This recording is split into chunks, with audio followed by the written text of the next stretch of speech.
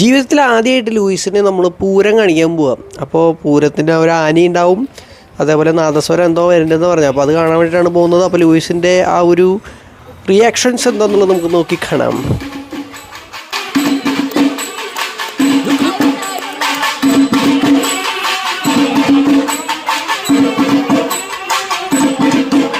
Luis, look.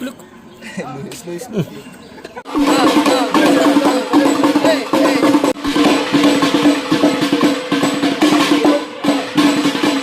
അപ്പോൾ നമ്മൾ ഒരു പൂരം കണ്ടു, ഒരു ടീമിൻ്റെ പൂരം കണ്ടു. ഇനി അടുത്ത ടീം ഇതാ വരുന്നു. അപ്പോൾ ആ ടീം വരുമ്പോൾ എന്താണ് ലൂയിസ് ചെയ്യാൻ പോകണമെന്നുള്ളത് നമുക്ക് കാണാം.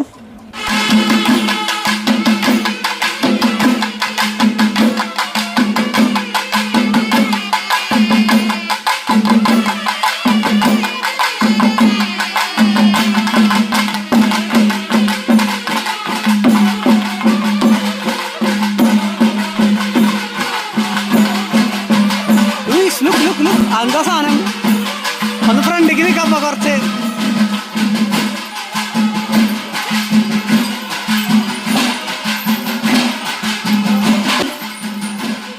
ശരിക്കും പറയുകയാണെങ്കിൽ ലൂയിസ് പൂരം കണ്ട് ഞെട്ടുകയോ അല്ലെങ്കിൽ കുരയ്ക്കുകയോ ബഹളം ഉണ്ടാക്കുകയും ചെയ്തില്ല.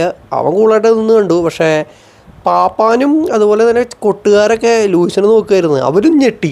നായ പൂരം കാണാൻ വന്നൊക്കെ ഇത് എന്തൊരു പരിപാടി എന്നുള്ള രീതിയിൽ.